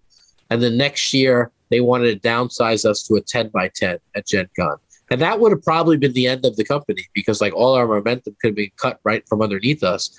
And they told us in a meeting, the only way to get a bigger booth is sponsor this show. So we'll talk to you next year. That's literally what they said to us. Shit. I told my partners, well, hold the fuck up. You know, how much is it to sponsor it? It was high. It was like $35,000, something like that. So when we hung up the phone, I said, what's the reality of us getting a loan for this? Do you think that we could get a loan and see if we can make our money back over time? And we went and we got a business loan and we called Gen Con back and said, we're going to sponsor Gen Con this year. And Wow. You know what? We were able to recoup what we needed to recoup, at least a break-even point, which is a super win, you know, Yeah, all definitely. things considered. And next year, Gen Con wanted to downsize us again, which was like the end of our relationship on a full scale, which is like, you don't remember that giant check we wrote for you last year? Like, we don't get any sort of priority. Jesus. But those are like the hurdles where you just, no matter what it is, if you don't have a box, put it in a Chinese food container, you know? If you don't have dice, make it. If you need money, get a loan. You know, there's things that you can do. I mean, obviously within reason, right? Everything has a limitation, but you just got to make sure that you push it forward every which way and not making any sort of excuse. You know, if you want it, you're going to do it one way or another. Tops, people ask how I got a meeting with Tops at So Young. I just kept calling them. And I guess eventually somebody picked up the phone. I just kept calling and leaving a voicemail. I couldn't tell you how many I called. It could have been 20 times. It could have been 40 times. It could have been 10 times. I really don't know. I just know I wanted to have a conversation with Tops. And eventually I got one. Persistence is key, man. Yeah. All right, yo, thank you, man. I won't take any more of your time. I appreciate you. This was a great conversation. If anybody here is listening and inspired, link up with this man. Just talking to him. If you think that I'm bringing out positivity, it's because this guy had reached out and created an awesome platform to talk about it. Man. Made me super comfortable, made the conversation awesome. So I greatly appreciate it, Oliver. I really appreciate those kind words, man. And your energy is something I'm going to carry with me after this conversation. So I really appreciate the inspiration and just your company, man. Thank you. I am going to hit the road. My wife gave me the flag as well. Drive Thank safe, you so dude. much for this. Whenever there's anything to share, please send it over to me and I will share it. Yeah, it should be Monday. So I'll hit you up. Thanks, dude. Drive Thanks, safe. Oliver. Bye. Peace.